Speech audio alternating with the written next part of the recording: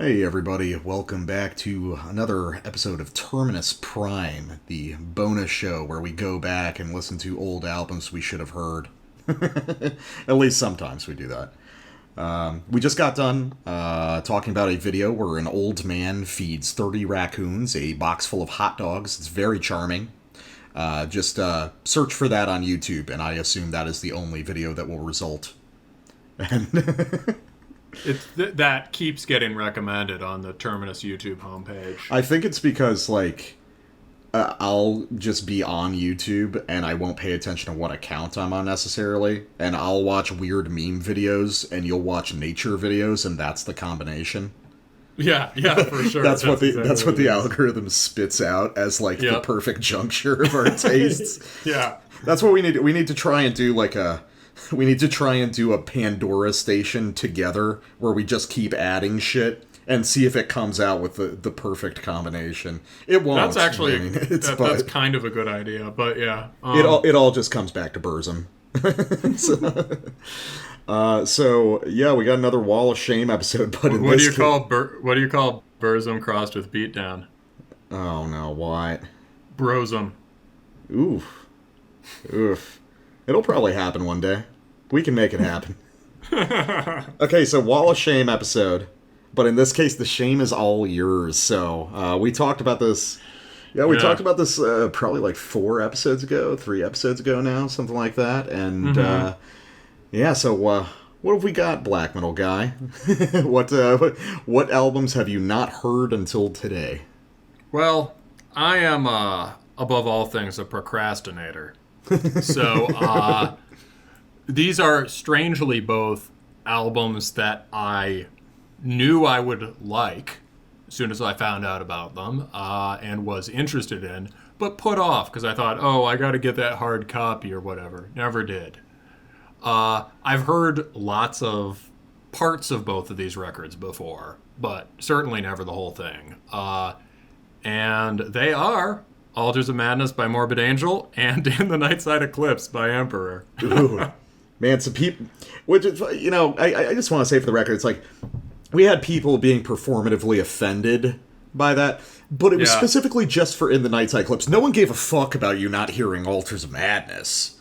One of the most important death metal albums ever made, but In the Nightside Eclipse, that's just beyond the pale not to hear. Yeah, it's,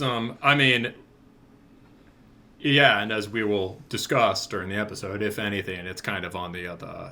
The shoe's kind of on the other foot. I will also say that my excuse for not listening to In the Nightside Eclipse, in part, one reason I was in no hurry to get to it was that the first black metal CD I ever got by a lucky find was the Hordane's Land split with Enslaved. That's a pretty solid place to start, man. It was a great place to start, and so I'd already heard raw, but not that raw, perfectly satisfying versions of some of the best songs on this record. Mm-hmm. And I just, and I got then I went and found the Emperor EP, the Wrath of the Tyrant sort of comp.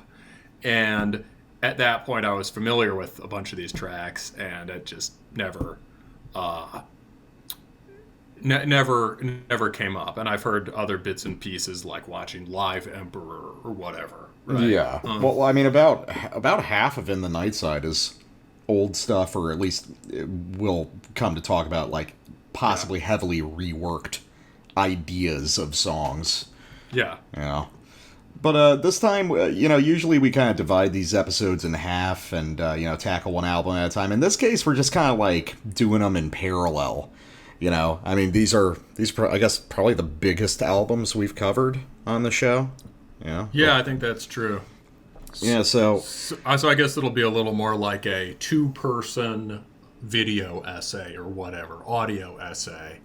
Yeah. Something like that, Yeah. Listen to me talk about The Last of Us for 6 hours or something. I'm getting very, very sad just hearing that. Yeah, it's an emotional tour de fucking force.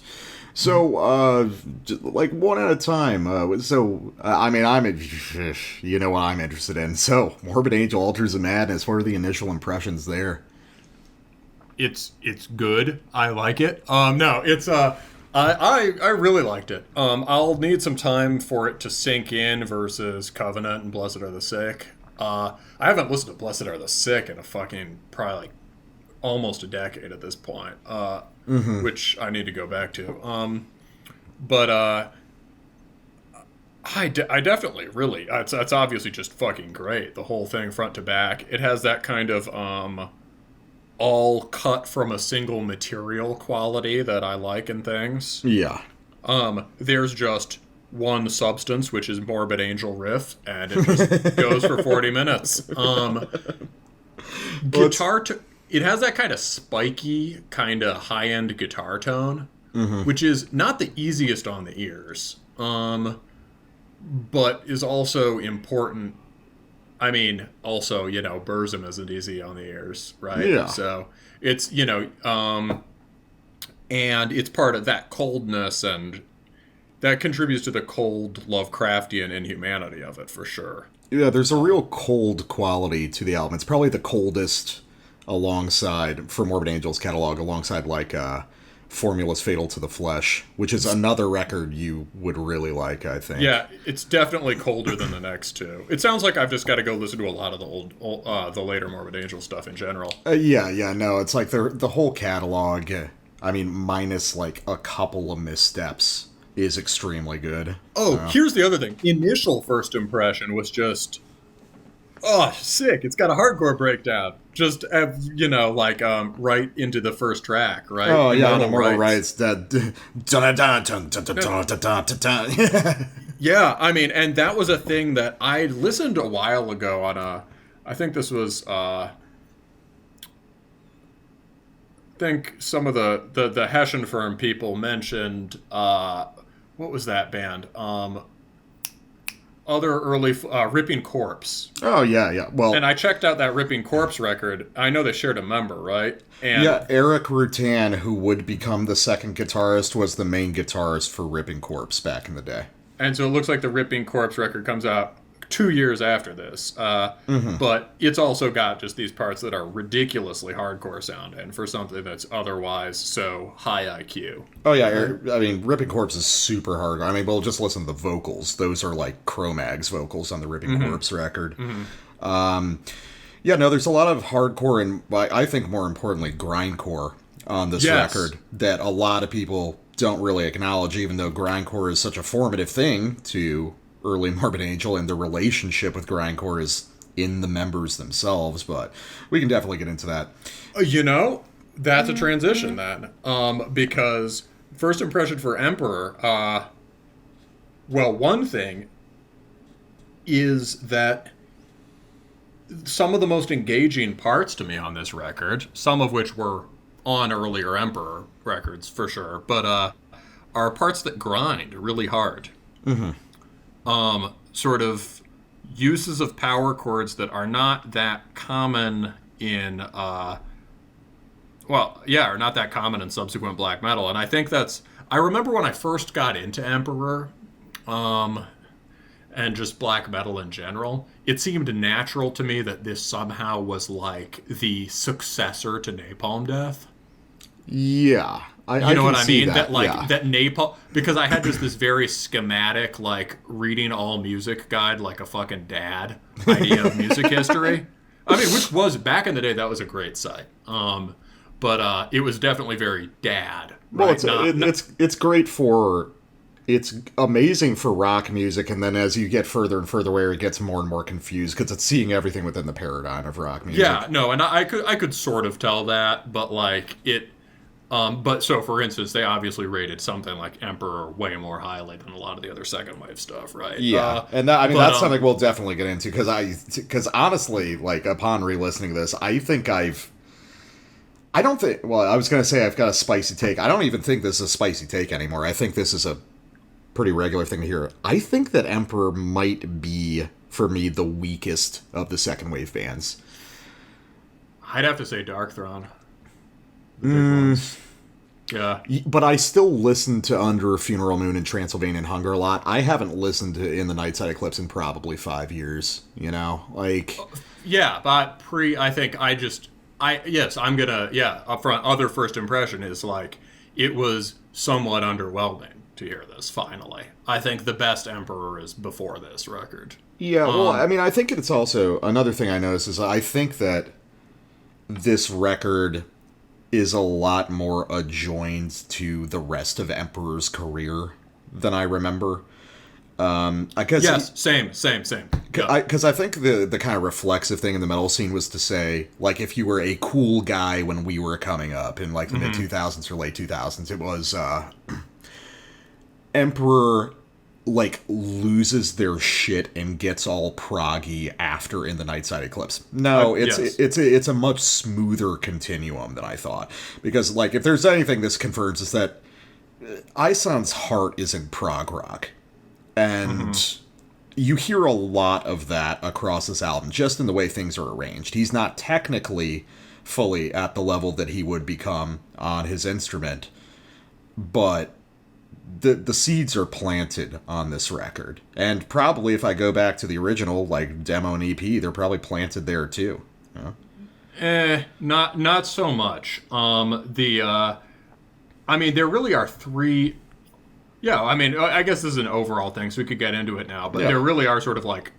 Listening back to it, I was struck that it was not certainly a very impressive record. And if I'd heard this without hearing a lot of other black metal context first, it would have just been like, well, obviously this is the one thing.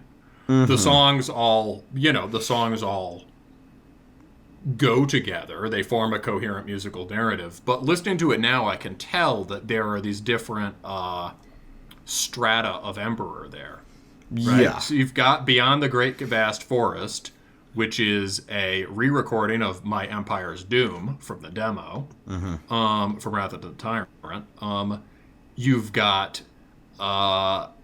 Cosmic Keys and I Am the Black Wizards, which are re-recordings of things that were on the Emperor EP and also on Hordane's Land, same versions. And they're re-recordings with sort of new arrangements. And then you've got this new set of songs that are like Into the Infinity, Burning Shadows, Toward the Pantheon, The Majesty of the Night Sky, and In O.S. Atena. And as you said before, how many of those can you remember their names? Well, honestly, this really is a singles record. I would almost argue that Altars of Madness is too, but they're all good singles. You know, here there's such a clear delineation between songs that are, even if, you know, I don't love it, if they come up in a shuffle, I'll headbang to it. But there's songs on Nightside that they're just there. They're just hanging out, man. And so Burning Shadows of Silence in particular. Nobody has ever thought about that song. And Majesty of the Night Sky. Also, I looked back over this record today, and I was surprised to see those names there. I was like, what are those? Yeah, it's just...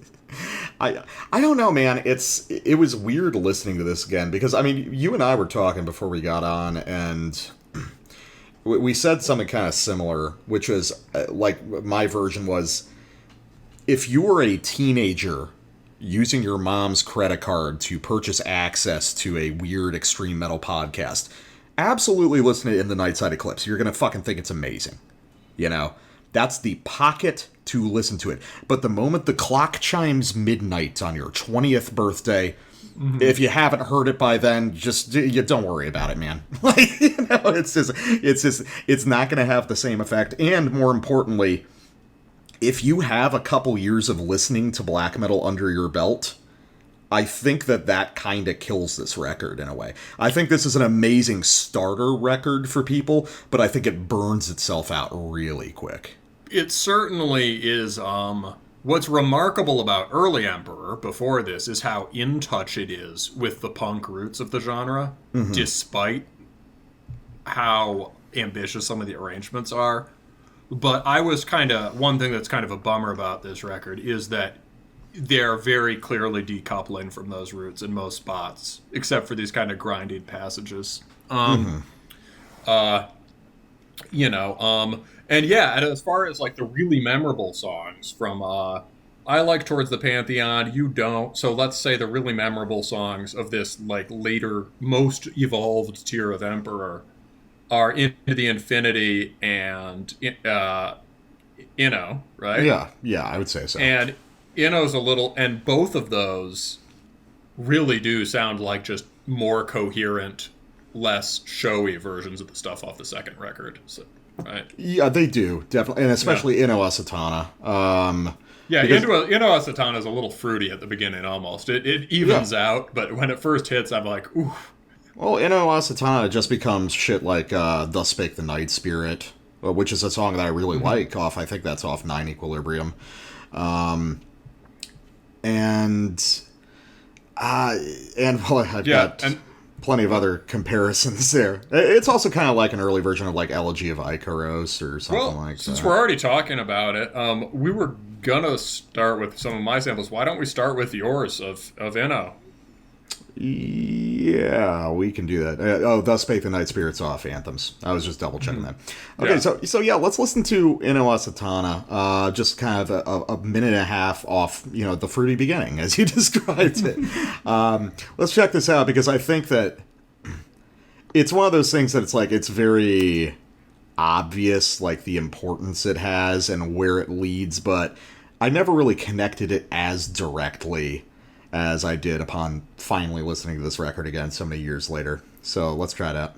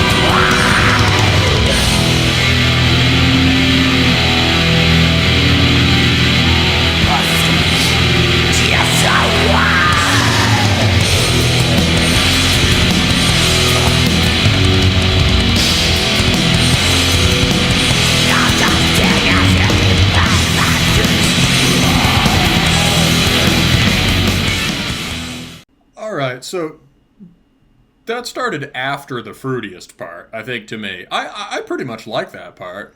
Yeah, I like that part too. I think this is one of the better tracks on the album. But, what's distinct to me is that is the first, 15 or so years of Dimmu Borgir's career.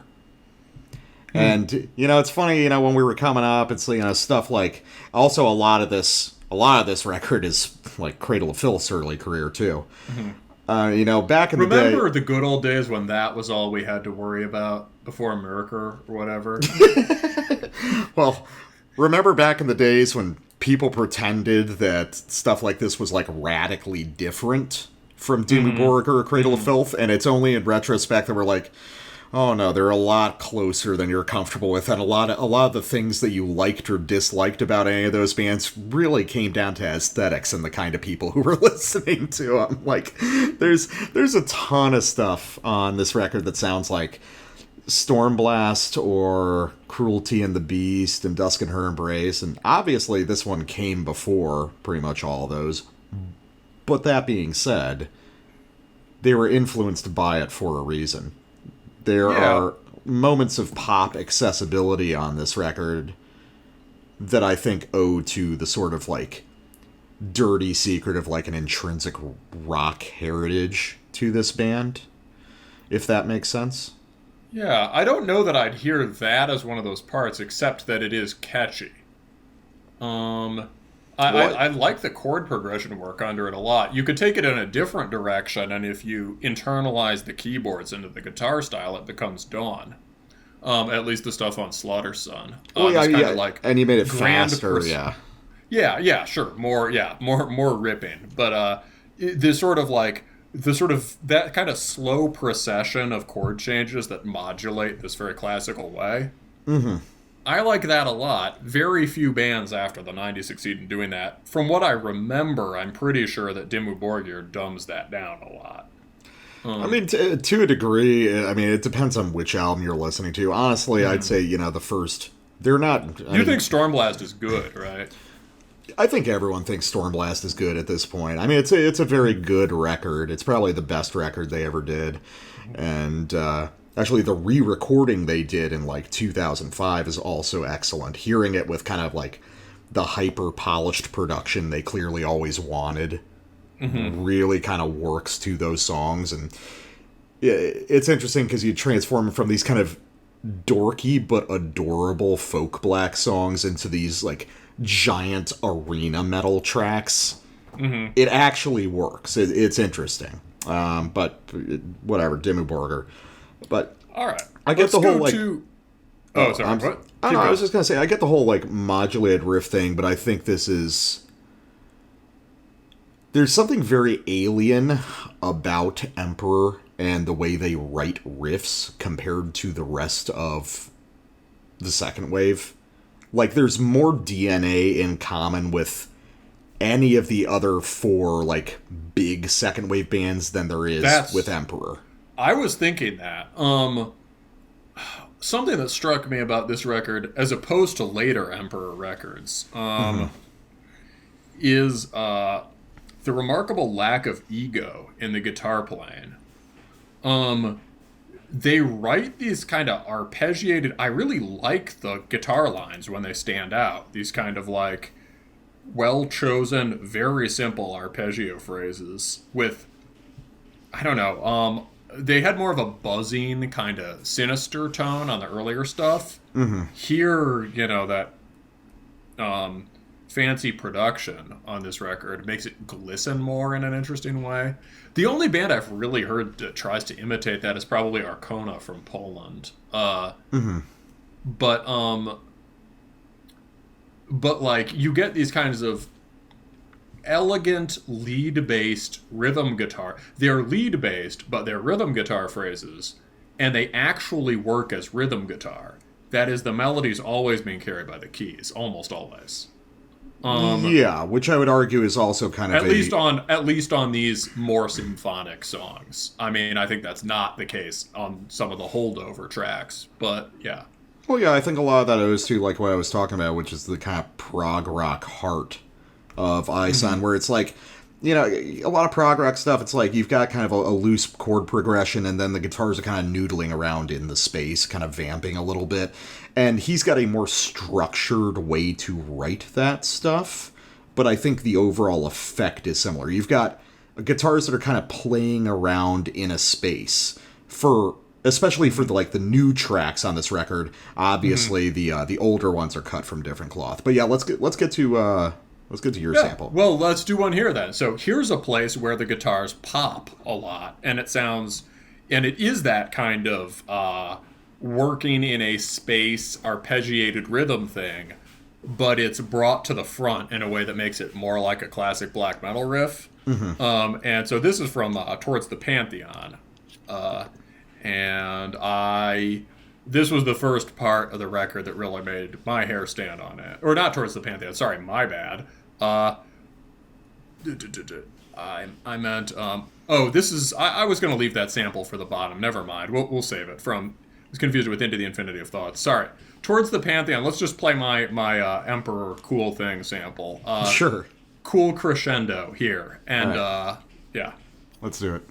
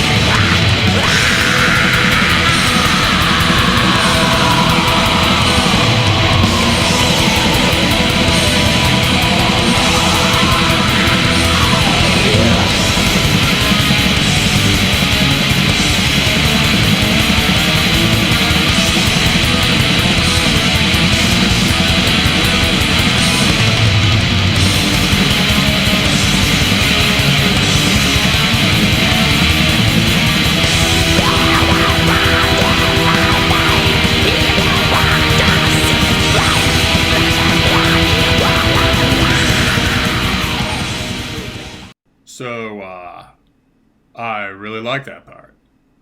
Well, I really like the riff where it's like that really nasty, like, chromatic phrase before it goes into the big triumphant Roman thing. That da da da da da da da da da da da da da. Oh, yeah, yeah. Yeah, that's really... I wish they played it more than 1.5 times. Oh, you mean the riff that comes in just before the... Yeah, the second to last one in that sample. Yeah, exactly. Yeah. Oh, yeah, no, I fucking love that one. I think, yeah, that's a good example of grinding Emperor. Yeah, well, and it's also arranged in reverse, where, you know, a lot of bands would have the melodic phrase up front and then kind of go into the dissonant, because that's like a French thing, is to go into the dissonant direction second. I kind of like the way it builds up internally into something bigger. Yeah, I mean, you could instructively compare this to I Am the Black Wizards. I'm not going to play that because... No, but we don't need to play I Am the Black Wizard. So on the earlier Emperor, right, when they read that, they sort of coined a huge black metal trope, which is basically sort of like dissonant grinding riffing, rapid switch up to massive epic payoff effect. the reverse interrupting Dark Throne riff. The interrupting Emperor riff. Exactly, and then sort of, you know, I think the Finnish bands kind of take that and run with it as far as a lot of the way they structure songs. Like, here's the more punky part, here's the really melodic part. And you know, if you want to talk about pop tendencies in Emperor, in some sense, maybe that's one. Like, hey, here's this more conventionally melodic part bursting out of the middle of the song in this very memorable way. But, like, it's also just obviously really, really fucking cool and massive and one of the coolest single moments in music, to me. And so this inverts that in a pretty interesting way. And the other way it turns it on its head is that it goes, instead of going to the more grinding part, or in addition to going to the more grinding part, the transition in I Am the Black Wizard is like this sudden drop, right? Mm-hmm. Da, da, da, da, da, da, you know, this is this kind of crescendo. And I think you've talked before about how bands almost never use crescendos anymore. Yeah, it's like... just in the sense that structurally... Well, the way they use crescendos is different. You know, they use crescendos as this, like, highly indicated structural part of the song rather than as a device that can be used. You know, it's a crescendo now is like indicating to you, pay attention, this is the climax of the song, this is the good part. Whereas, you know, kind of minor versions of that can be peppered throughout songs. It can be used as musical vocabulary, you know? Which is something that this album does really well. I mean, it's got this very classical or prog rock sense of how to structure songs. You know, these ebbs and flows and peaks and valleys, which do make them obviously way more dynamic than pretty much anything that was happening in 94. Yeah, well said, I think. And he put, like, I mean, in this one moment, right, it's like, I'd say this is really the one, maybe this is the place where the pre-Nightside Emperor and post-Nightside Emperor are both present in this passage. Yeah. And if there were to be, if in the Nightside Eclipse were to cohere as its own album, it would sound like that. Well, yeah, and I think later on you get bands who do that. Mm-hmm. You know, I think. Well, it was also funny. Kvist does that pretty well. It was also funny because, like, part of that, especially with the big dramatic, like, tom crescendo thing that was going on there, is like, oh, you like the part that sounds kind of like Graveland? That's weird. Interesting. Yeah, Graveland. I think Emperor is a influence on Graveland, which I think people don't realize because the levels of musical skill are so antithetical. Well, I mean, obviously, you know, Emperor was the first band of the second wave that got really infatuated with sort of soundtracky vastness, which is something that you can put into its own bubble and present to people, and it's like immediately arresting and impressive. In the same way that Berserker Dark Throne's like obvious rawness or Immortal's speed is. I would say that Mayhem is the one that doesn't have, like, an immediate, like, marketable, so to speak, quality, which is why they are the best of the second wave. I agree. There's something elusive and refined about DMDS. Yeah. It's, but yeah, so about that, I mean, also worth saying on that part and towards the Pantheon, there's probably 10 riffs in a 2-minute crescendo, less than 2-minute crescendo. Oh yeah, there's a lot going on. Yeah, and they all sort of go together. It's not riff salad like Emperor would become. Other things, speaking of Burzum, who you mentioned before, maybe not on air, but you said... No, while we were listening, there's, on Eno Asatana, there's a little arpeggiated thing that I think was bitten off, like, Detsum Engang bar somewhere. Yeah, and at a clean... You say bitten off in Detsum Engang bar or from it? Somewhere on the well, from it, because Detsum would have been... Detsum would have been like 92? 91? Let me double check. 93. God, 93, actually. A lot earlier than I thought. Yeah, okay. Yeah, 93. Yeah, so the original was 92. Yeah, the self-titled. My bad. I did not realize the self-titled was 92. That's interesting. That makes sense. Well, but also remember that the first 4 Burzum albums or so were all written within like a year, and they were only recorded in subsequent years. So most of the shit that you hear from the first 4 Burzum albums was probably written in like 1991, somewhere around there. That's really impressive. Oh, you didn't know that? That's really impressive. Yeah, dude. So it's all that Burzum's... I knew that Mayhem was kind of influenced by what Burzum was doing, and that Burzum was like more formative for the guitar technique than people would realize. But that is...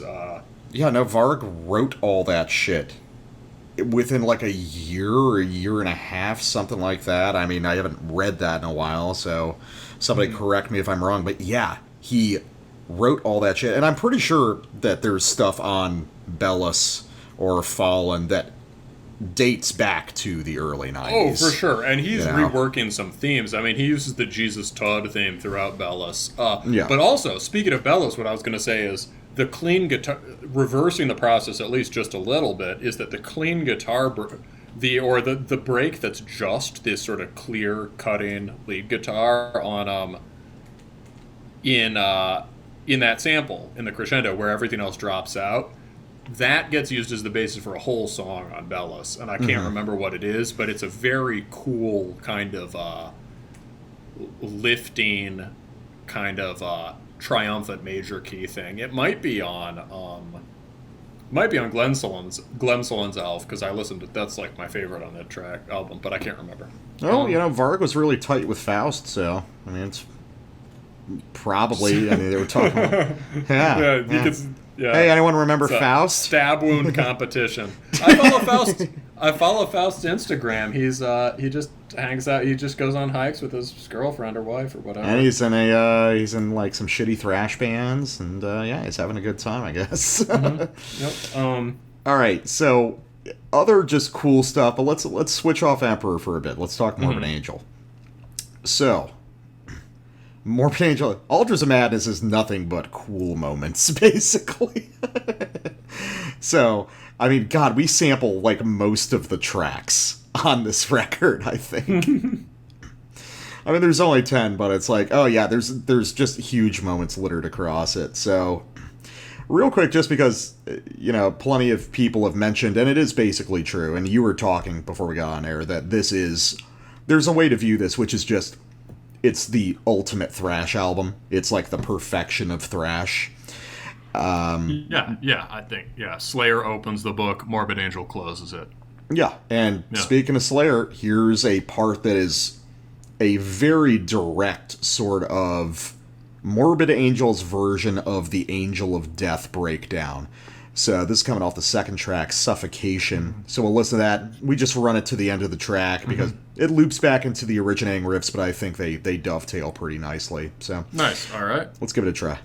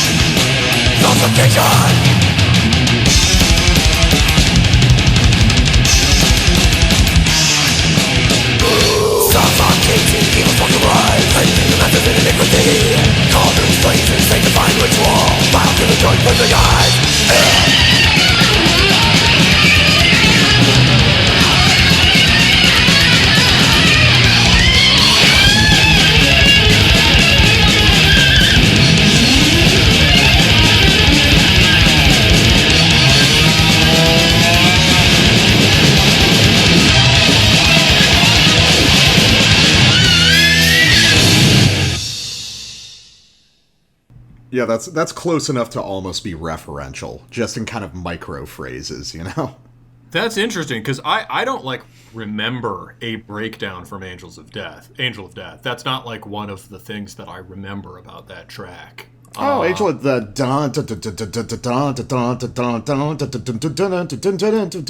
yeah. Oh, yeah, okay, there's that. Yeah, well, I guess you've listened to this thrash breakdown, you know. You've listened to this record so much, to Ultras of Madness, that I think I just didn't hear that affinity. Oh yeah, well this is one of those records. It's like it's up there with like None So Vile. I've probably listened to this several hundred times. Well, but I can hear. I mean, you can hear the Slayer thing throughout it. Particularly, I mean, the ripping sort of 1-2 riff that comes in after is just very, very close to one of the Slayer rhythm riffs off the Medal of Rain and Blood. Right? Just there's a lot of Medal of Rain and Blood, and I think there's a lot of Hell Awaits on this record too, because you can hear that Trey. Obviously, half of what we talk about on this episode is going to be just Trey's guitar work, like, which probably deserves a book written on it, you know? But I think you can detect a lot of kind of early, like, pre-Rain and Blood Slayer's affinity for, like, NWO BHM in little fits and starts here. Which is obviously owed to, and I've said this on a few episodes, but it always bears repeating, the fact that Trey, as a guitarist, was always much more influenced by Jimi Hendrix than he was other death metal guitarists, which is why his style is so idiosyncratic. Wait. So it sounds like new wave of British heavy metal because he was influenced by Hendrix? Well, no, not because, but, you know, in addition to that. So Trey has talked, I've done a lot of reading about Morbid Angel. I'm a simp for So you band. mean just like generally influenced by more kind of rockish guitar guy stuff? Yeah, Trey originally starts writing or starts learning guitar based on his affinity for Jimi Hendrix and classical music, and then really early Morbid Angel, like the demo tapes and stuff, you can hear some of that like Hell Awaits era Slayer, because you got to remember Morbid Angel formed in 83. You know, they were much earlier than most of their death metal contemporaries to start cutting rehearsal tapes and stuff like that. So if you go back to the demo tapes, and we'll actually go back to some very early Morbid Angel stuff at one point on this episode, you'll definitely hear the expansion, and you'll hear the way that a lot of these riffs, the ones that aren't hyperchromatic, are a sort of extremely sped up sort of NWO BHM or speed metal riff form. That makes sense. There's definitely some really melodic parts that stand out. Speaking... Well, this will transition to one of my picks then pretty well, I think. Oh, yeah. Yeah, this is a big one. Which is, like... So, in a sense, what you're saying about Trey, he's kind of like Ison, but coming from the opposite direction. Yeah. That is, both of them kind of relate to extreme metal via classic rock, prog rock, virtuoso guitar music. Yeah. And classical.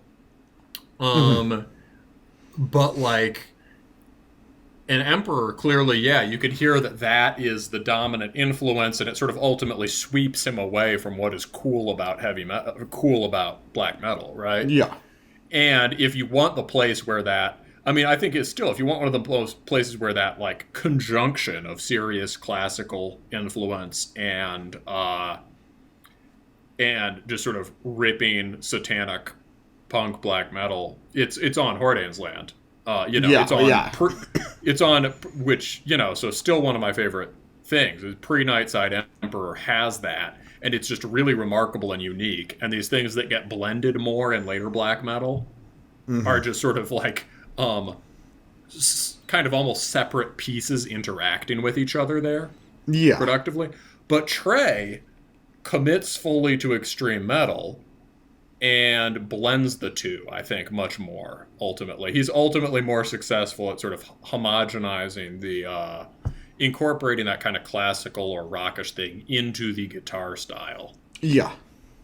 And keeping it abrasive. So here, this is from, there's a 5-year gap between these records, right? So this is 89. Yeah, so here in 89, speaking of classical influence and Morbid Angel, this is from Visions from the Dark Side. All right. And as soon as you wrote it in the notes, I knew which part it was. Oh yeah, for sure. It's all right, let's do it. Yeah, you know what riffs I like. All right, let's go. And I love that it's a riff that pops up once, never shows up again in the song. Yes. All right, let's go.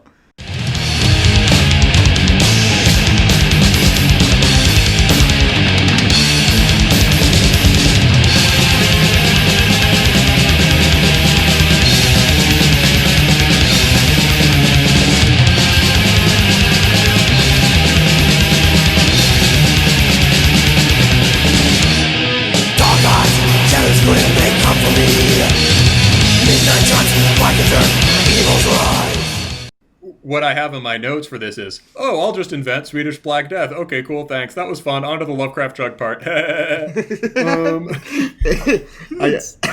It's one of the most openly melodic riffs on the record. He plays it twice as a bridge. It's done. He never touches it again in the song. Yeah, and that is pretty disciplined. Yeah, that's a very that's a very kind of blues thing to do. It's like, here's a cool phrase, play around with it a little bit, now we move on. Well, we go back to the main form. Yeah. Bebop. Or it's like, and it's almost like he practiced Yngwie Malmsteen riffs or something. Not that really sounds like Yngwie Malmsteen, but maybe he thought of that as a warm-up riff. I could see that. It's got kind the of like classical etude guitar. Yeah, it's got a scale run quality, but it's made more distinct because there's different things happening in Guitar 1 and 2. The harmonization is amazing. It's a really bizarre harmony. Like, it's not a standard, like, octave harmony or anything. There's something very wrong, and the harmony is kind of shifting, and it's so...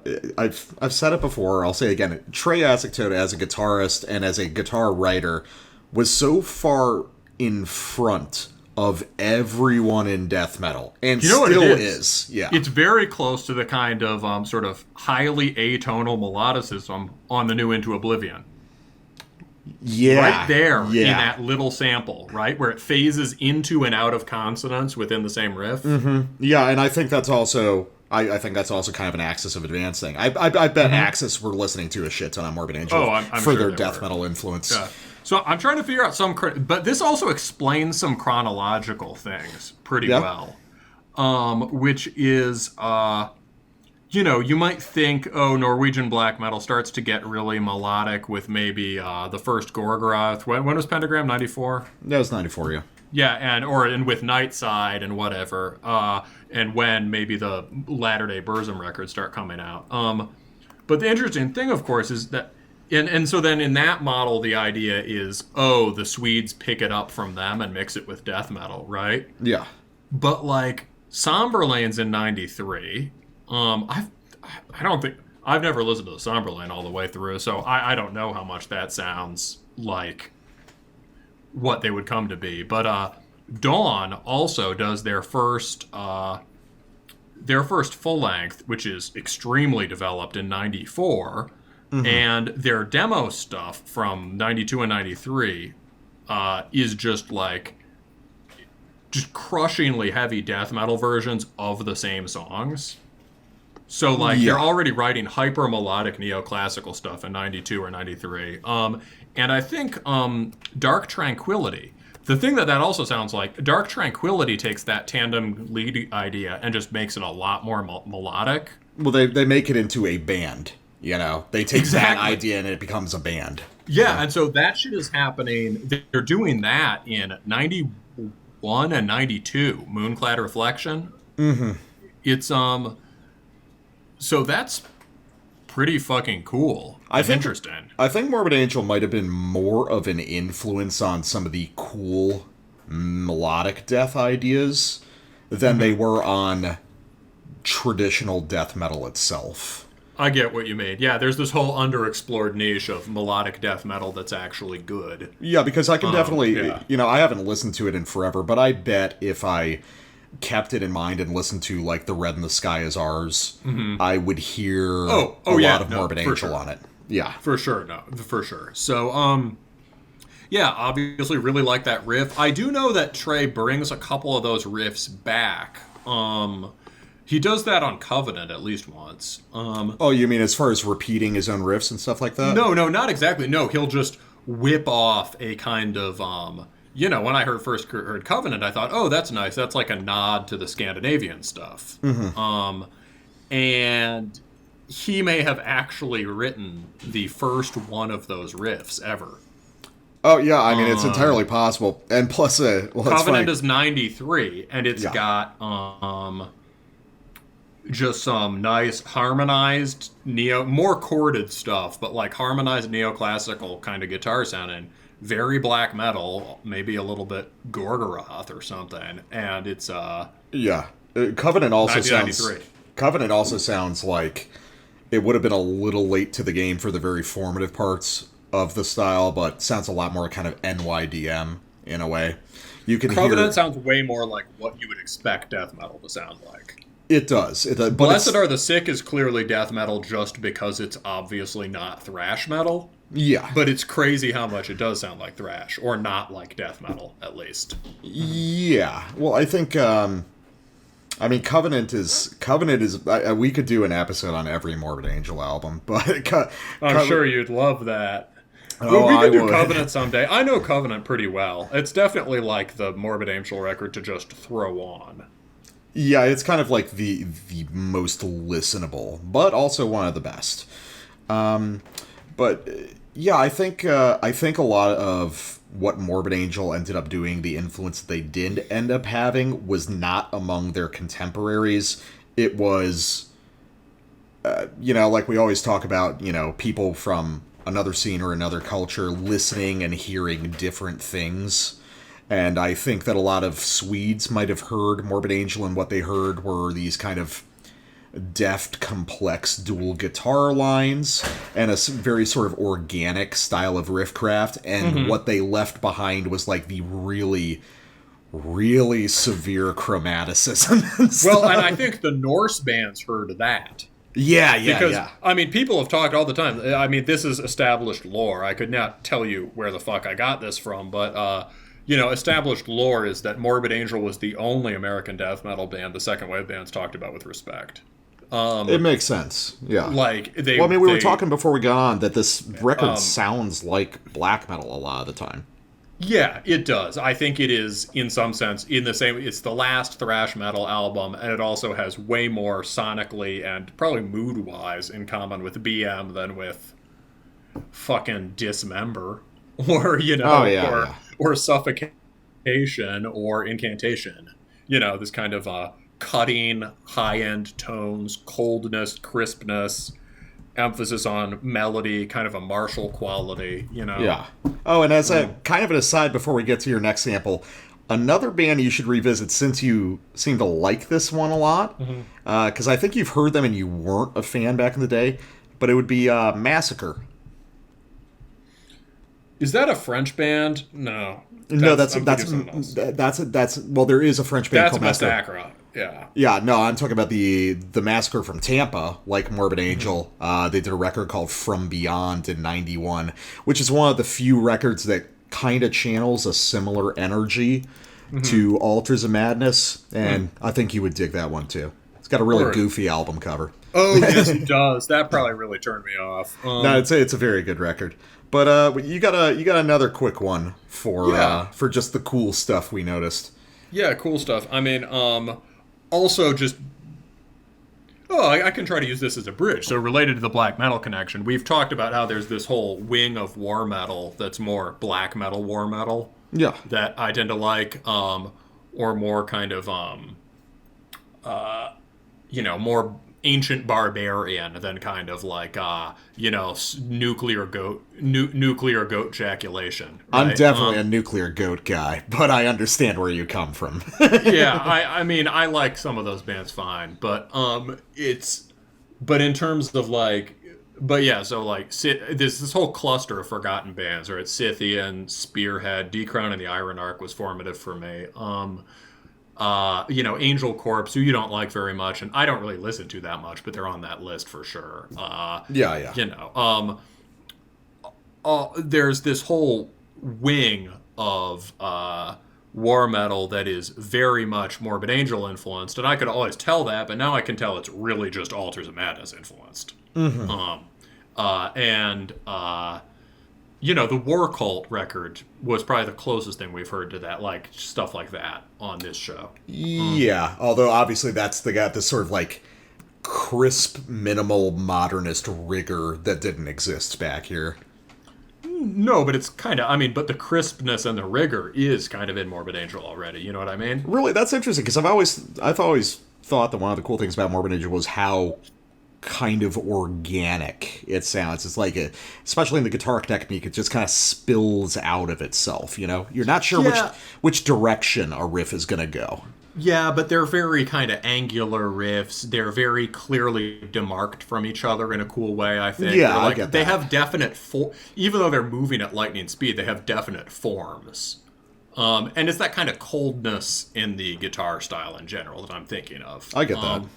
But, obviously War Cult sounds way more like Marduk. But just bridging for the listeners. Anyway, something that has this kind of, morbid death thrashing quality and a little bit of that barbarian feel would be Maze of Torment. It is one of the classics off this album. A mandatory live set one for Morbid Angel. So nice. let's listen to the I can imagine that. That's got to be a big mosh song, just even from the title, right? Well, actually, what do you think the top 3 songs for this record for live sets are? Well, we already have Maze, so... Yeah. Lord of All Fevers and Plague, because it's got a really catchy shout along, and Chapel of Ghouls, because I've heard of it. Yeah, it's Chapel of Ghouls and Lord of All Fevers and Plagues occasionally, but not like a crucial one for the live set. It is just Immortal Rites. That was actually what I instinctively was going to say, and then I second-guessed. No, Immortal Rites just has that. Yeah. Undeniable. Okay, let's listen to Maze of Torment.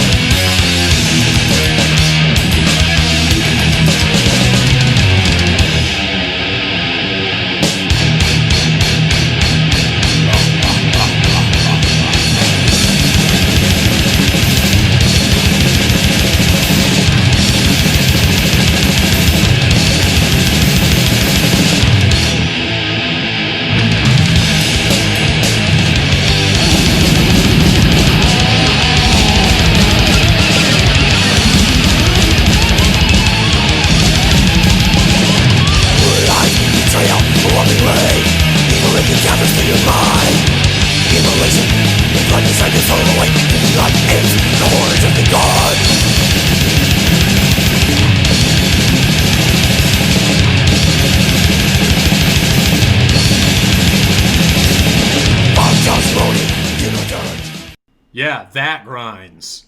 Oh yeah, no, it's and that's something I'm gonna get. You can just hear Sandoval's foot on the drum, right? Yeah, no, I plan, when we get to kind of the back half of this, I am going to go deep into how important grindcore is to Morbid Angel. Because there's a whole bunch of historical stuff. You probably know a lot of it, but to clarify for people, we'll get into it. But yeah, no, that's a blistering grind riff at the end there. Just that sawing. Da, da, da, da, da, da. I mean, that's a Napalm Death riff or something. It's pretty close to the Grinding Emperor riffs.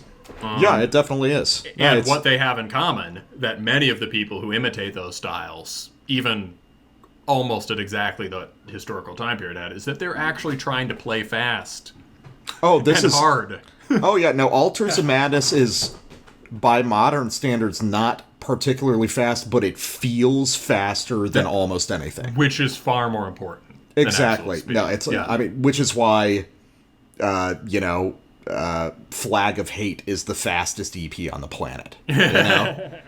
Yeah, and this has some Flag of Hate in it too, for sure. Oh, definitely. I mean, old Creator, old Sodom, all over this thing. Yeah, so that one's extremely thrashy. Another thing in connection with that song and the kind of war black barbarian vibe is Gospel of the Horns, who I know you don't like, but I mean, it's been so long since I've heard it. I might like it more now. You might like some of it. They've got one that's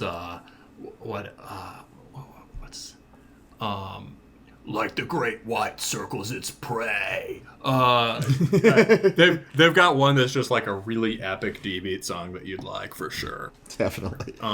But some of it sounds more like this, kind of thrashing with kind of militant blasting.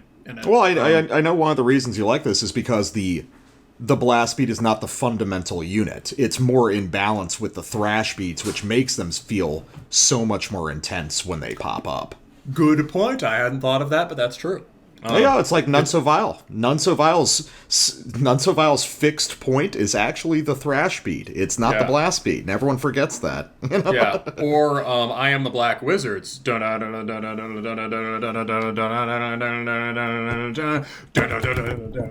Yeah. Right, they switch from thrash to blast within reps of that riff. Yeah. Well, in that case, let's take a quick break and kind of get to the back half where we'll do some more like direct head-to-head comparisons. We'll get into some more heady topics. All right. All right, we're back, and this time we got to focus things in a little bit more between the two albums. We got a couple little comparisons we want to do.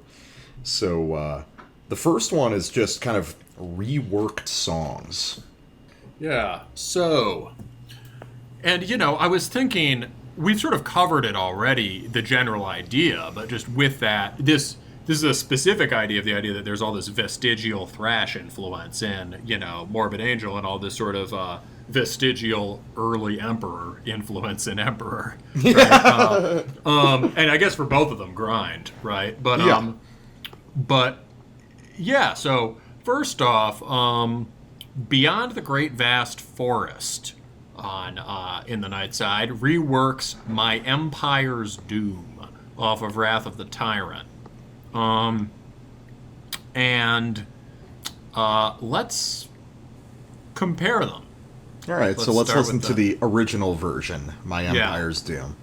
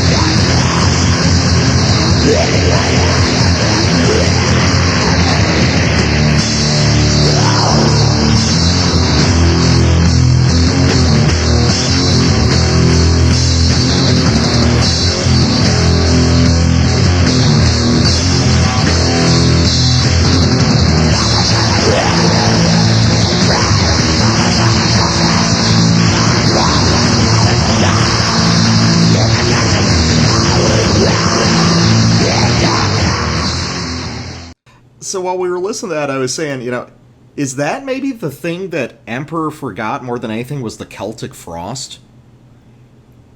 Well, it's certainly pretty important on the Emperor EP stuff. Mm-hmm.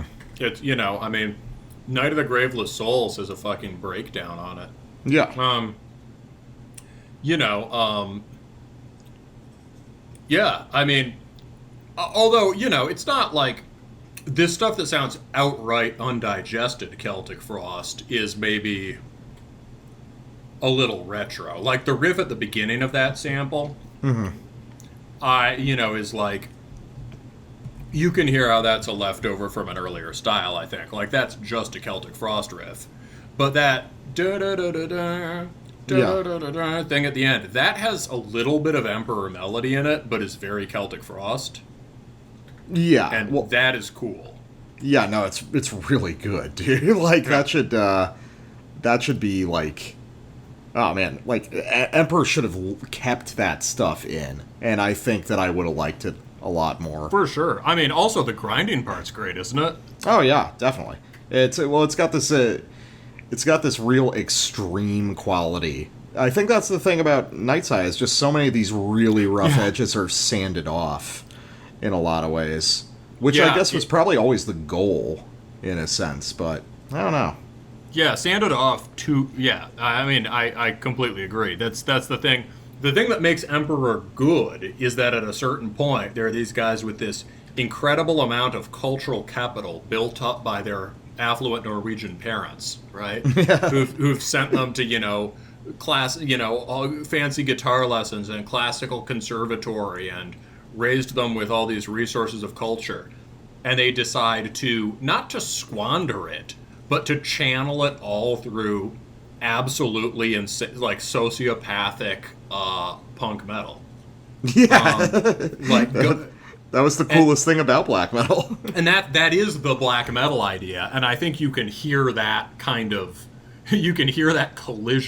more than anything in the early Emperor. The perversion of the Western ideal. I don't think it's the perversion. I think it's the sort of resurrection. It's perverse within the realm of modern society. Sure, yeah, within say ideas of high culture or civilization or whatever. Yeah, for sure, I get that. Obviously, most people, anybody in 1991 would hear that as perverse, right? But the other thing. So another thing that I noticed about this sample, but only in the re-recording, is the bass drum work.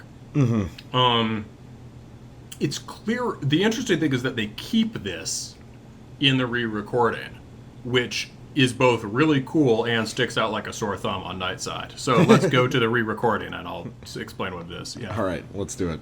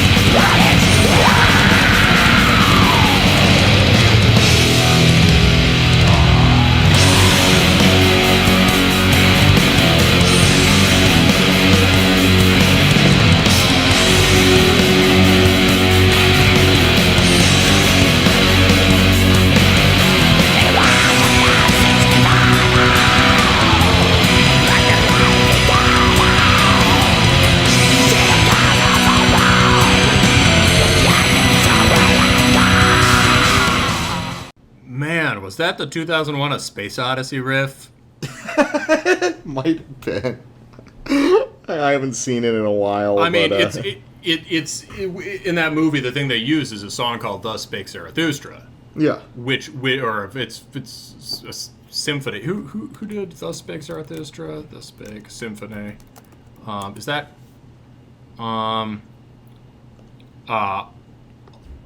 Strauss, Richard Strauss. "Thus Spake Zarathustra," and of course it's named after Nietzsche. So Emperor really likes Nietzsche. They have "Thus Spake the Night Spirit," blah blah blah. The reference kind of makes sense, but God, doesn't that sound goofy there? It's not great. It's. I'm sure. I think that's the thing. It's just it's a very dated record. I think that it's aged harder than a lot of other stuff. Well, that in particular is sort of, it's an homage, but it's like an undigested musical idea. Yeah, they're just dropping it in there. And, but no, talk about the drumming, though, because you mentioned that before we started the sample. Yeah, so the drums. Just in the blasting part, it's they kept this really primitive blasting, which I think is they're doing eighth note blasts on the snare, but he's hitting double pedal on it's eighth note. Yeah, it's just it's like sort of like half the time, half the speed you'd usually expect, especially for Emperor, and thumping, wobbling double bass under it. And it's pretty cool that they keep that on this record, but that is totally a holdover from the original version of the song. Well, I like the part from before where it's basically just a hardcore beat, especially when they they do that like little switch to the upbeat on the cymbal, that little like weird syncopation idea. Yeah, that's cool. Yeah. And that relates to what you were saying about needing more Celtic Frost. Yeah, it's like, it's weird, these ideas that make so much sense on the sort of like formative version of this song are really fucking weird when it's all gussied up with keyboards and everything. Also the da-da-da-da-da, da-da-da-da-da, which was maybe one of the most colorful parts in the first one. Yeah. And which I thought was cooler than the Frost riff at the beginning. Yeah, On this second one, sounds slinky. It is slinky. I mean, you know it's funny because that's a phrase that every band has used at one point or another. Something like that. Yeah. But yeah, it's amazing how the surrounding context can change how it comes across. So you know what it is? It's very, ooh, I'm Satan. Well, you know what it is? You know it's the equivalent of on the album art. It's the worst part of the album art. It's the goofy orc faces in the lower left. Yeah, dude, the goofy orc faces. Like the one on the lowest left makes sense, but the ones above it just look like cartoon guys. I always forget about that because it's one of the coolest pieces of album art in metal history. Yeah. If only we removed those fucking goblins, then it would have been so much better. It would have just been better without them altogether. That's true. Absolutely. But the guy at the lowest left at least looks kind of menacing. The guys behind him look like they're just the seven dwarves or something, you know? And speaking of goblins, one thing that really stuck out upon listening to this record again is Ison's vocals are just fucking bad on this, man. You know, he's doing this overwrought, like, goblin voice, and it kind of works on, like, Emperor and Wrath of the Tyrant just because it's so fucking blown out with distortion and reverb and delay. But on I think the vocals there are great. I think he's one of the best second-wave vocalists. Yeah, but then on this record, it's just like, ooh, they are tough to manage. Like, people laugh at Abbott's vocals, but they're way more menacing than the vocals on this record, man. Would you say this is one step to Danny Filth, right? I guess, yeah, but Danny Filth, like, takes it to its natural conclusion, which is this banshee shriek. And this is operating in this kind of fucking realm. I like the goblin. I like the goblin-y quality to it, but it doesn't sound as making. But if you want to have that, you have to have it sound. Would it be fair to say that on the Emperor stuff, or the earlier stuff, it's on the earlier stuff, he's got more of that kind of low end puke sound in it. It's got more body to it. Yeah, and it's got that You know, that's one of the it's coolest like stench things. core, you know? Yeah. It's Exactly. Yes. He's got that puke vox thing, which is kind of a grind thing too. Right? Yeah, definitely. Look, there's only room for one goblin and emperor, and that's Mortis. Sorry. Well, that's why they kicked him out. Yeah, they needed to. Sorry, I am sorry, Mortis. I am taking over your goblin role. You must make weird electronic music for fat goth girls for the next 30 years. So and who's laughing now? Well, Mortis has somehow made Mortis a career is work. Currently more relevant than Emperor. Yeah. All right, so Morbid Angel side. Yeah. Brief history lesson. Okay, so Morbid Angel forms in 83, featuring Trey Azagtote and Mike Browning, who would later be the drummer of Nocturnus, as well as a bassist who was completely irrelevant. They work together for a few years, and they end up doing their first album called Abominations of Desolation in 1986. That's Trey Azagtote, Richard Brunel, and Mike Browning, and probably another irrelevant bassist. So Mike Browning and Azagtote have a falling out. They shelve that album.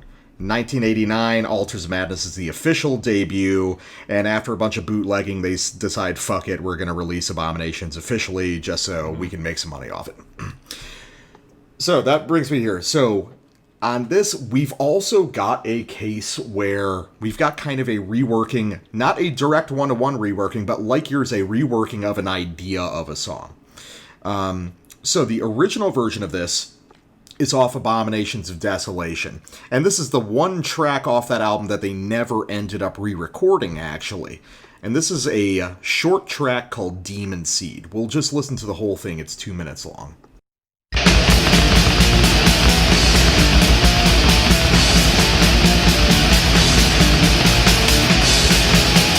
the reaper, twisted line. Fear the reaper, you will die. Demon seed, evil feed. Demon seed, virgin bleed. We cut your western, where we hang the breeze. Yeah!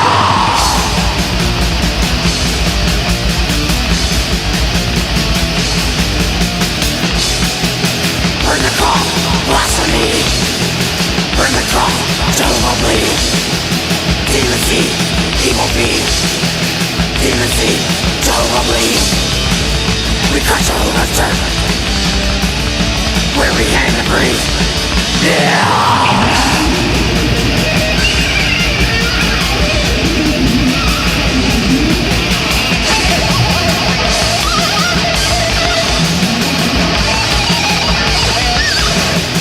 Fear the reaper, twisted line.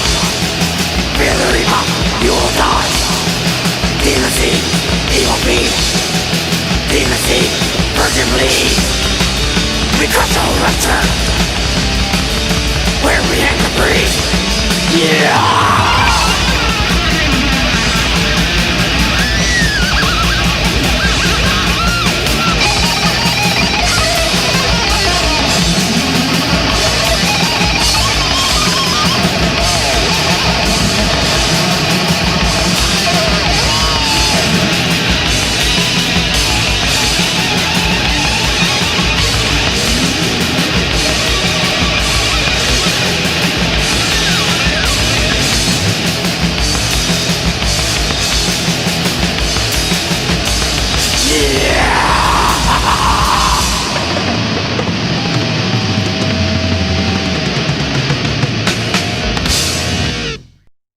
Dude, that was honestly kind of a revelation.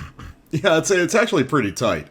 Honestly, Abominations is not a bad record. It's just the reality is most of the record is categorically worse versions of what would be Altars of Madness.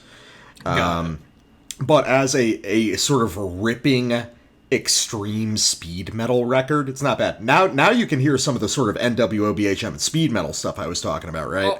Oh yeah, for sure. No, you can. Yeah, there are definitely touches of it, and in Altars, but oh my god, I think this track and whatever else is like it on this record this has got to be really influential on the Aussie kind of morbid death thrash thing. Oh yeah, definitely. I can see that. You remember I like that band Armored Angel a lot. Yeah, that's very in tune with this, I think. They went from being a literal speed metal band to kind of adapting. They were around since '85. They kind of adapted to extreme metal successfully, and they ended up producing this really weird kind of very melodic, again, death metal that's more like black metal, but doesn't sound anything like black metal sounds. And also more like heavy metal. Exactly.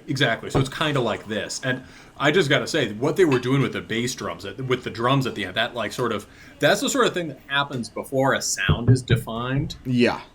When you're just figuring it out. You turn the blast beat into a kind of like, there's this really cool sort of like expand, contract vibe there, this pulsed vibe on the blasting under the solo. Mm-hmm. Really cool. Anyway, say what you were going to say. So, 1986, they do this. It's an odd one out on the record because it's only like 2 minutes long. It's a really strange, like, it's clearly designed to be like one of the most ripping songs.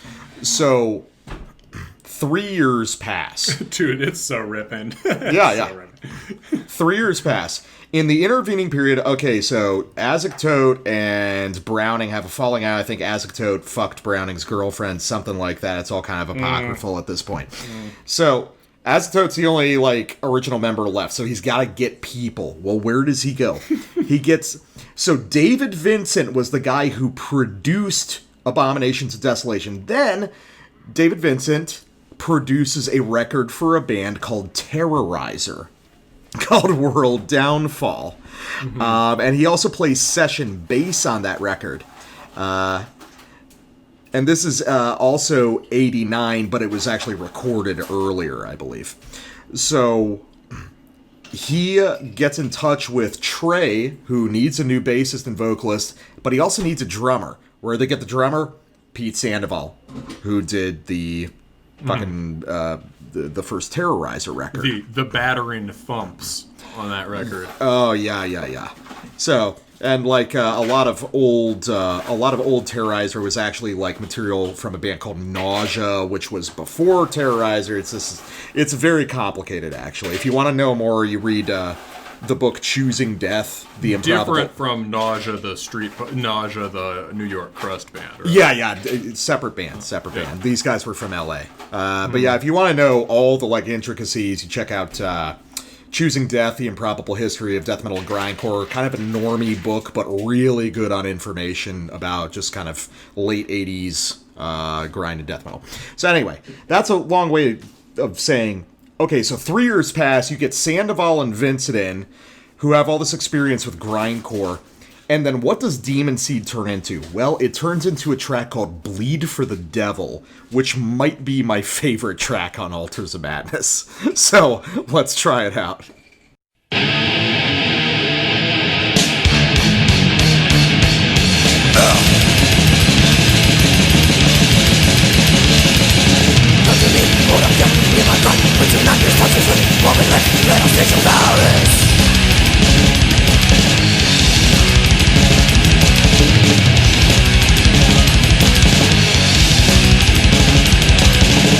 The devil, in his mortal light, feeling touching down, build the chasm of your soul.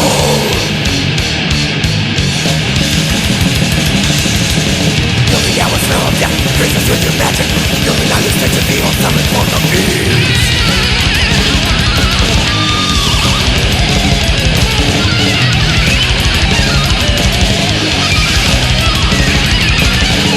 The devil, in his mortal light, feeling touching down, feel the chasm of your soul.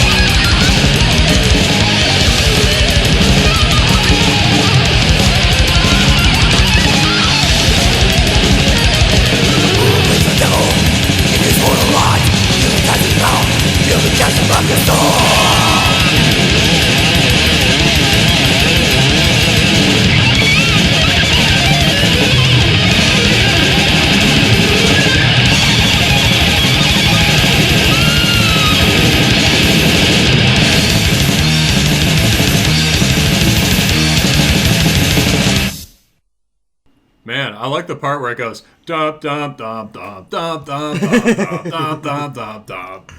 And then goes da da da da da da da da da da da da da. Yeah, I mean, again, he has so much discipline. Yeah, it's such a rigorous song. He can write so many other things, and he decides, I like those 4 chords. Those sound awful. Yeah, he's capable of playing way more, but it's out there, man. Well, in terms of, guitar where you can hear the playing, this is definitely near the top. I mean, you can hear him sort of sliding between each of those chords. Even though he's tremming them all, it sounds like he's strumming each one separately because he hits the beginning of each chord so hard. Yeah, there's well, I mean, Asymptote's playing is like, yeah, I got it. So that has a lot to do with Asymptote's playing style in general, where there's not a lot of like super straight tremolo riffing in Morbid Angel. Mm-hmm. There's always a rhythmic dimension to it. Yeah. Like a distinct one, It's like it's tremolo and then he's kind of chopping it up. In the same way that Sandoval on drums rarely does extended blast passages that just sustain in the way a black metal band did. He's always interrupting it with these weird fills out of nowhere.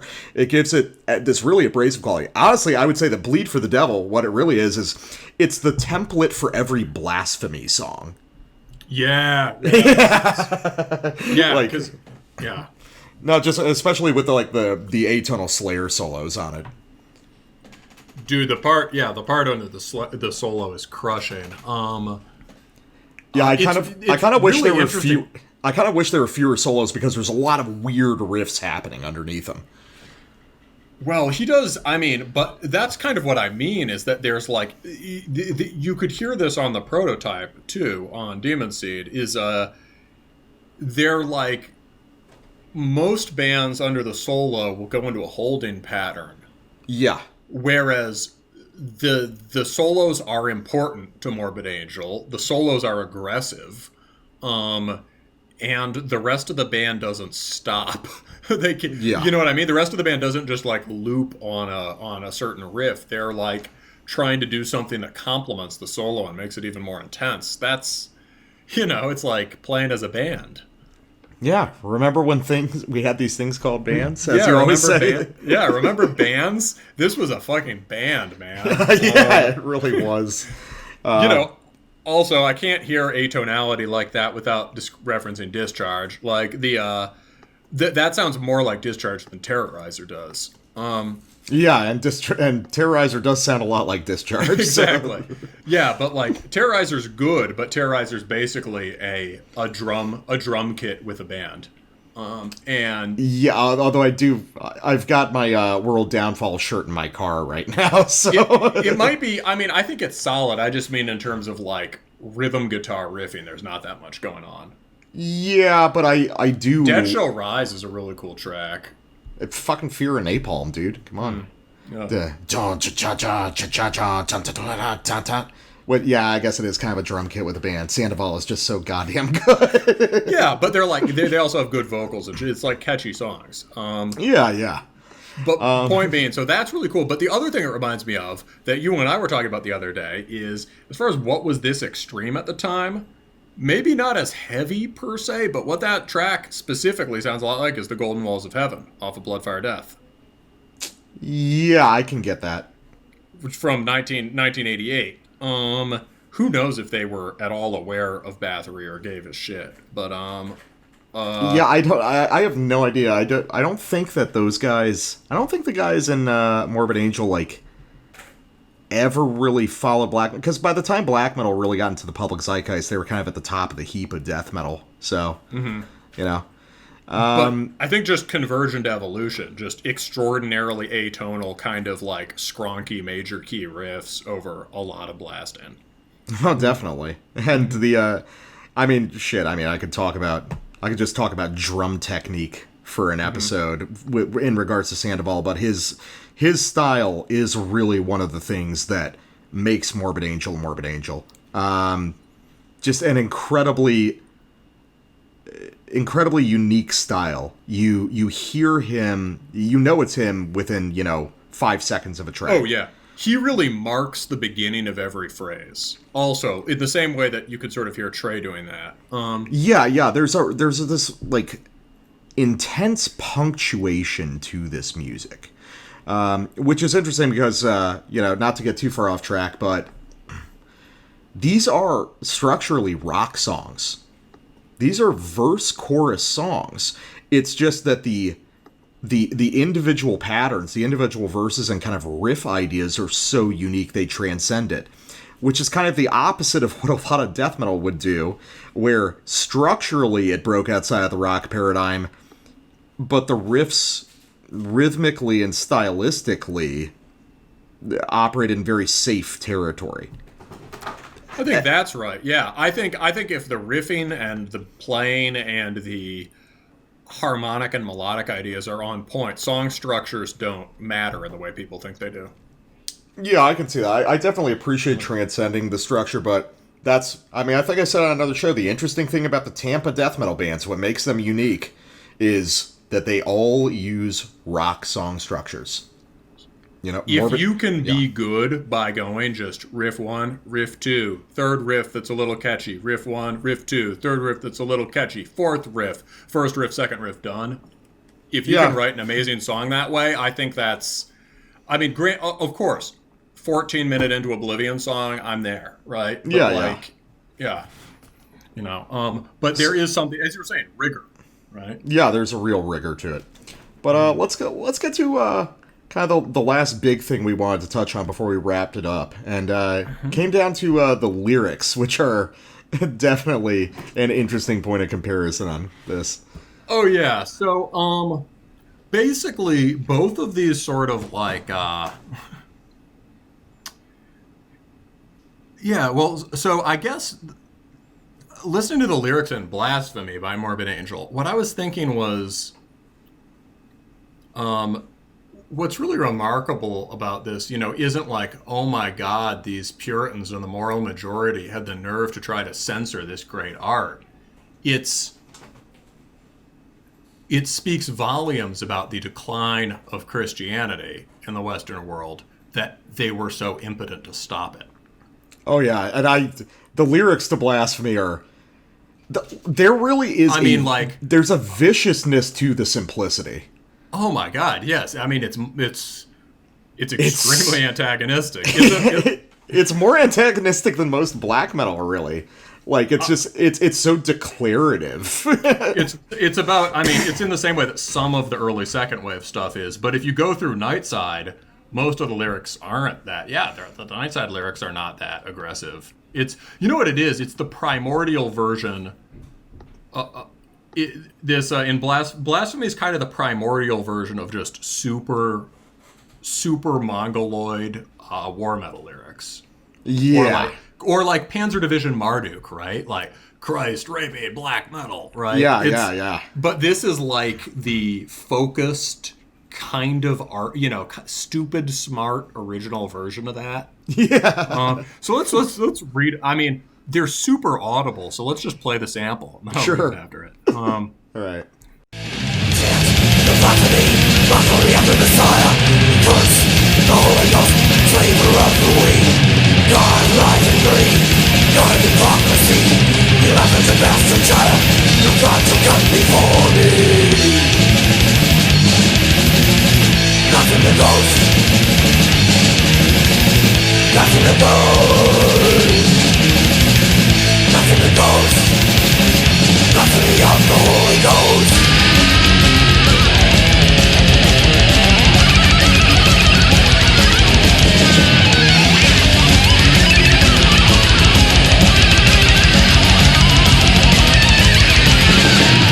Doing the will, shall be the home of the law.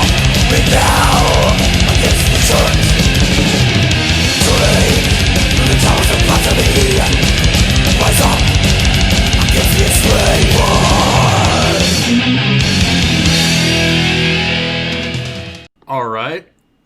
So for those who didn't catch it, I am the god of gods, master of the art. I desecrate the chaste, writhe in the flesh. Blasphemy. Chant the blasphemy. Mockery of the Messiah. We curse the Holy Ghost, enslaver of the weak. God of lies and greed, God of hypocrisy. We laugh at your bastard child. No God shall come before me. Chorus. Blaspheme the ghost, times 3. Blasphemy of the Holy Ghost. Do what thou wilt shall be the whole of the law. Rebel against the church. Drink from the chalice of blasphemy. Rise up against the enslaver. Yeah, that's the whole lyrics to the song. Apart from repeating a bunch of it. Yeah. It's so good, dude. Like, oh man. I don't know if because that's actually, I love this song, and they are literally some of my favorite, like, simple satanic lyrics. They pull it off. I mean, part of it is David Vincent's vocals, which are just so, like, animalistic and kind of savage that it kind of makes you believe it while you listen to it. You know, it's just, oh man, super fun to sing along with. Yeah, so it's like, it goes back to a thing that you asked me in the last bonus episode, and I can talk about more about this idea some other time, but like, you know, when you said like, oh, what would an example of paganism returning now be? And I said, oh, the Norse second wave. Yeah.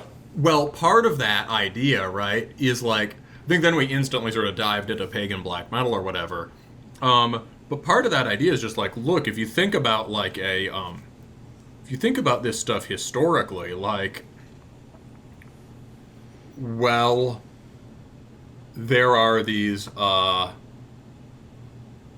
sentiments that are, you know, I mean, let's forget about the paganism thing for a minute, but just this is just extreme ideological anti-Christianity, right? Yeah. And it is, it's in this kind of intermediate state where it still has the fuck you dad quality of some of the early black metal. Well, yeah, because it's got the, you know, the LaVeyan stuff in it.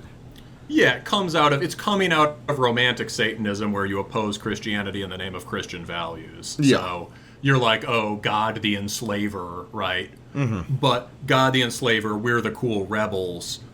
On the other hand, he has this, it's also this sort of Nietzschean power language, right? Yeah. Like, oh, what you enslave the weak, right? Strength is unshackling yourself from this. Yeah.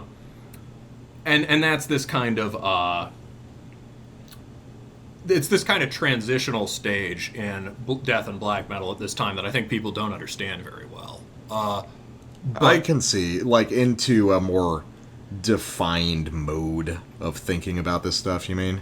Yeah, you know, we talked about like how at the beginning it had this kind of rejectionist quality, right? Yeah. It's like if you're trying to challenge the prevailing Christian morality or whatever, your initial challenge to it is just going to sound like anti-morality, right? and this in here, right? And in here you even just have a residue of morality. Like, oh, you are the real evil ones. I desecrate the chest. Yeah, but like, even so, right? This is like a robustly religious society would not have allowed this. Yeah, this is pretty.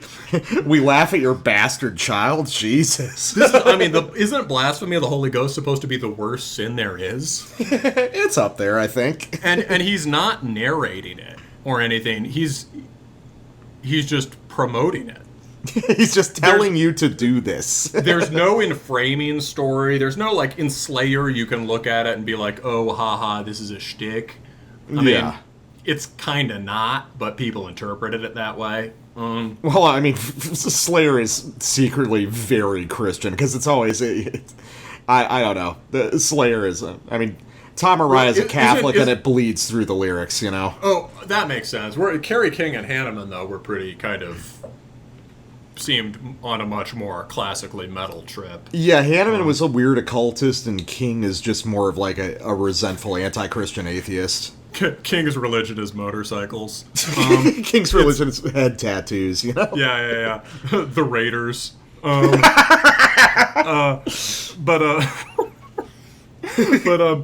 Anyway, so yeah, that's kind of this idea like, wow, you're like witnessing the decline of a cultural form that used to have hegemony. It's like Christianity cannot resist this, right? It's like, and the idea that people tried to ban it, it's like, what else would you expect them to do?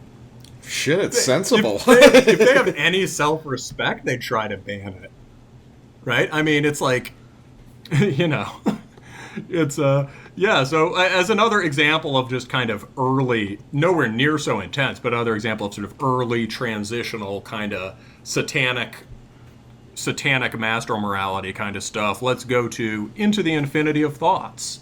And and musically also, this is just the first moment on Nightside. One of the moments that's distinct to this record that really knocks me on my ass. All right, let's do it.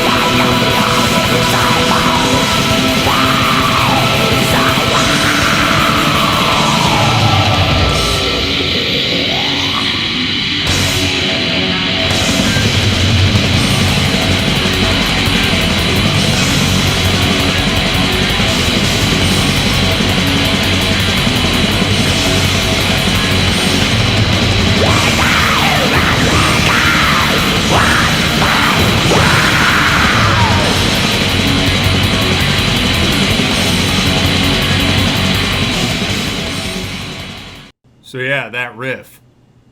Oh yeah, yeah, that simple little root note into scale run phrase. It's probably the first time that was done, and it still works. And it's really structured like Baroque or classical music. I mean, like Baroque music, like something like Vivaldi or something. Definitely, yeah. You know, I mean, it has, yeah, that's just it's a particular, that has all the epicness of the later, very melodic black metal, but it's more sinister. Yeah, yeah. I mean, it's like, you always talk about, you know, you like those kind of sugary melodies, but you like them to have this darker sort of bite to them, so... Yeah, that's like the paradigm of the kind of riff you like. Yeah, that's a good example of a storming riff that, you know, which I guess didn't so much influence the Swedes as move in parallel to it, because they're at the same time. But yeah, so that's a sick riff. Definitely one of the... in terms of that strange Emperor rhythm guitar style, one of the only ones that's really riffy. Yeah. On this record. Yeah,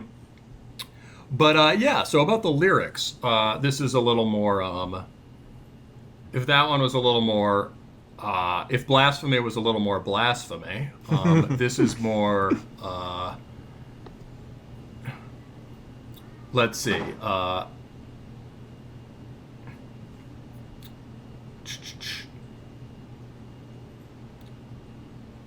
I gaze into the moon, which makes my mind pure as crystal lakes, my eyes cold as the darkest winter nights, by yet there is a flame inside. It guides me into the dark shadows beyond this world, into the infinity of thoughts, thoughts of upcoming reality. In the name of the Almighty Emperor, I will ride the lands in pride, carrying the black sword at hand in warfare. I will grind my hatred upon the loved ones. Despair will be brought upon the hoping children of happiness.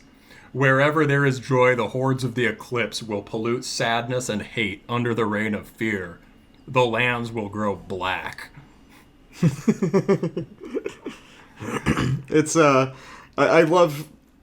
do love early Emperor lyrics just because of they are the definition of what you call fantasy Satanism. Yeah. Like it's just such it's this insane swirling pastiche of Yes. Satanism, Nietzsche, Lord of the Rings, and like some bad translations of Dungeons and Dragons books. It's so fucking sick. I love it. Dude, yeah, and honestly, like, some of the lyrics, like, the lyrics to Ino Asatana are total cringe, right? They're, like, all, like, thy this, thou that. This is just... These are cool, man. These have a kind of rhythmic feel, too. You know? Well, yeah, I mean, it's like, the legendary ones are fucking I am the Black Wizard. It's just like, for the Black Hills consists of black souls that already died 1,000 deaths. What the fuck? But, and yeah, so another example of, like, transitional Satanism or whatever, or transitional anti-morality is just, you know, like, not only are we are we the sort of the strong and the conquering and the, you know, the imperial or whatever, but we're the we're going to make everyone sad. Yeah, I love that. Despair will be brought upon the hoping children of happiness. Well, I think that's the J.R.R. Tolkien stuff coming out, you know, because that was always very fundamental, and you know, Lord of the Rings is kind of essential to all the second wave Black the Metal kind stuff. of spiteful quality of Morgoth or Sauron. Yeah, the fact that it's not, you know, merely a power play; it is to inflict suffering, but in this very like all-encompassing way. It's not just about pain and death and torture. It's about sadness and hopelessness and stuff. And that's part of the power of it, yeah. And the thought here is kind of like, it doesn't seem like, it almost seems like suffering or sadness. It's not so much, it's not like I will be laughing my ass off watching you suffer. Although, I mean, maybe a bit of that. Some wicked cackling. Some wicked cackling, for sure. But the point isn't we will be happy and you will be sad. The point is almost, it's like a spreading of sorrow, where, like, sorrow is the,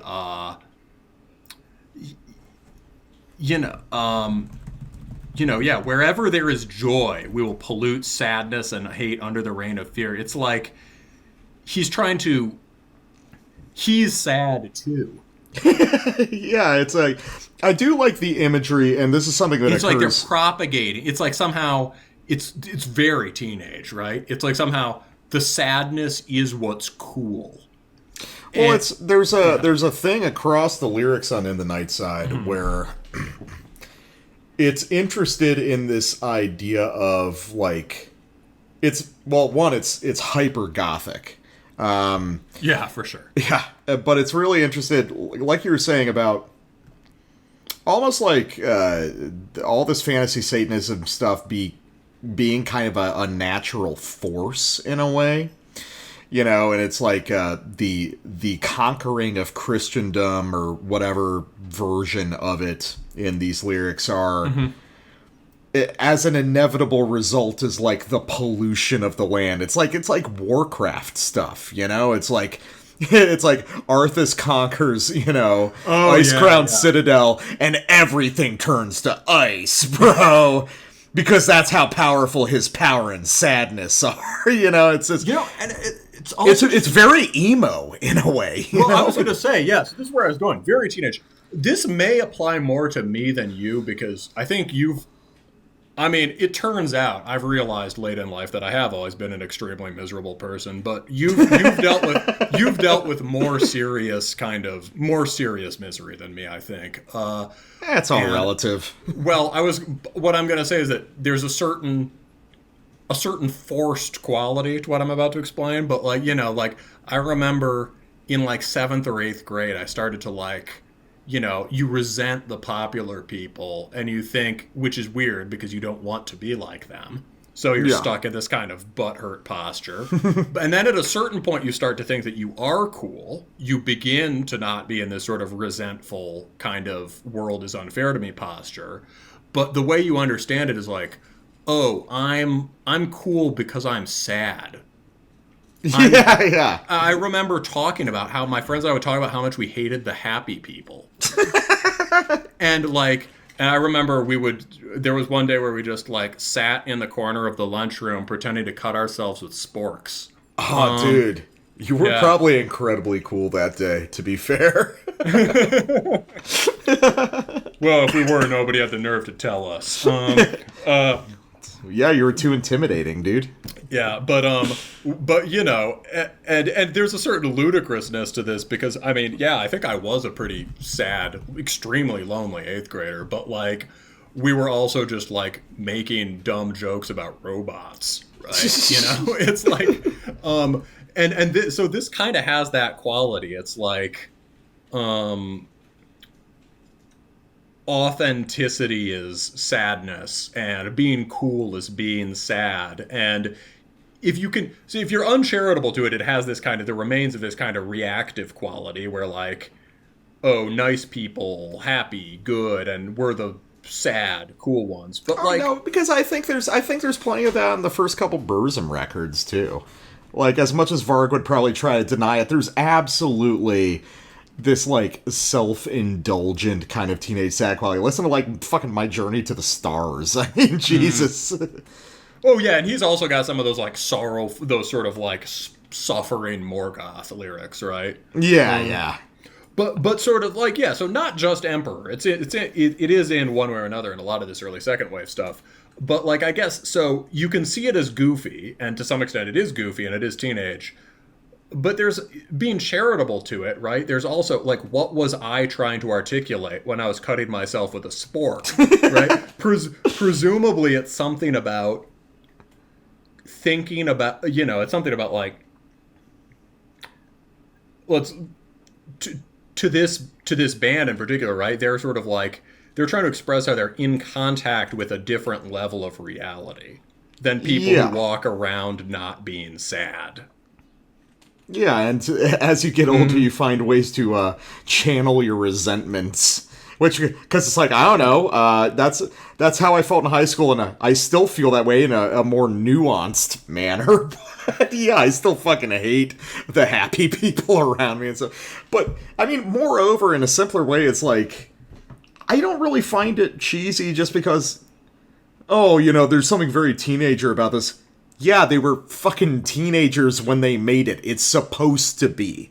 Oh, you know? to be clear, I don't mean that it's. I think these are great lyrics, and I identify with them. They're really good. I like them a lot. But it's just Yes. like I think we run the risk, not the generalized we, not us specifically, but everybody runs the risk as they get older, as their understanding of things becomes more nuanced. That's an important word. They become more nuanced. They don't necessarily become more correct. Because I think at 16, I was probably right about the world. I just didn't have the elaborate philosophical and geopolitical backing to describe it. You know? I'm glad I got over resenting the popular people. I think that was a big transition. Yeah, no, they were actually all pretty cool. So See, that's important. It's like, it's like I can just be different from them. Well, it's also, you lose that when you get beyond the self, when you realize that it's not, you're not pitted in fucking mortal fucking competition with everybody on the football team. You're just trying to get through. That is true. Yeah, no, that's amazing that through incel culture has become like, that used to just be a thing that almost everyone got over, and now it's a pervasive cultural meme. It's but yeah, but I think you're absolutely right that it's having historical perspective, and the only fringe benefit we get for being in our early 30s is historical perspective. It really is, yeah. But like, yeah, the people who look back on I wouldn't want to make it sound like I'm looking back on this with a patronizing perspective at all. No, no.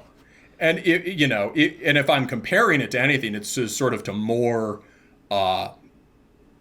mature variants of the black metal kind of ethos, which you get over time as it starts to evolve towards a more sort of coherent idea of sort of amoral nobility or whatever. Yeah, it coalesces into its own pseudo-ideology.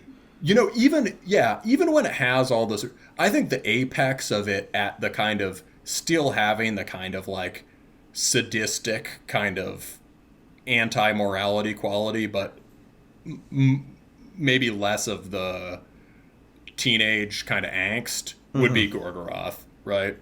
Yeah, they'd be up there. Gorgoroth is just triumphantly aristocratically evil, right? They're just... Yeah, I can see that. I think for me, for classic stuff, because it's like, it's an alternate reality where it's like, what if you get really into the teenagery angst, and then, oh wait, it doesn't quit, and nobody from your high school knows about you anymore. Let me guess where you're going. Mutilation. You know me too well, Black Metal guy. Fucking mutilation, just you cry out as I hurt you for the last time. And I speak, oh, what a great artist dies with me. Oh, man, the perfect irony and shit. All right. Oh, is that a mutilation lyric? What a great artist dies with me. Well, he's quoting Nero, right? Yeah, he's quoting Nero, but yeah, that is a mutilation lyric. Dude, that's cool. In my coffin with the taste of human blood in my mouth, I keep on hating. Oh, fuck yeah, dude. Dude, also, I mean, what's great about that is, like, he's had 5 or 6 years to sort of process the teenage black metal thing. Yeah. Presumably he understands that this stuff can seem over the top or full of... There's something self-aware about being a black metal guy. Oh, and saying, oh, what a great artist dies with me. Oh, yeah, there's always this ton of irony to mutilation stuff. It's self-aware, but also completely serious. Fuck, man, should that be our next bonus? Should we touch up on mutilation and maybe do something else from your end? Oh, if you want to, yeah, maybe we could do that. Maybe I can see if I can think of a death metal thing to show you that you haven't heard. Yeah, because you pretty much have only heard vampires, right? I've heard the first one, which was miserably bad, and then I've heard Vampires of Black Imperial Blood, yes. Well, no, Vampires is the first one, man. Wait, sorry. Oh, was there... I thought maybe there's a comp of demos. Are you thinking of just the EP, Hail Satanas, We Are the Black Legions? Yes. Oh, okay. Yeah, when he was still, like, fully LLN. Yeah, that must have been probably just somebody posted that on Attila the Hun blogspot before I knew the difference between an EP and an LP. Yeah, we could do maybe one of the later ones that's I really like and just nobody cares about them. But well, fuck it. We can talk about this. We'll figure it out later. We should probably wrap up the episode. Okay, yeah. So anyway, yeah, Altars of Madness and fucking in the Nightside Eclipse. So we got way off track there, didn't we? We gotta have a bonus up where we just like ruminate about like high school bullshit and getting old and stuff. I mean, I think when we get a couple hundred more subscribers, we can just do live streams like that, right? Oh, that would be tight. So, yeah. So anyway, thanks a lot for listening, guys, and we'll talk to you again soon. Cheers.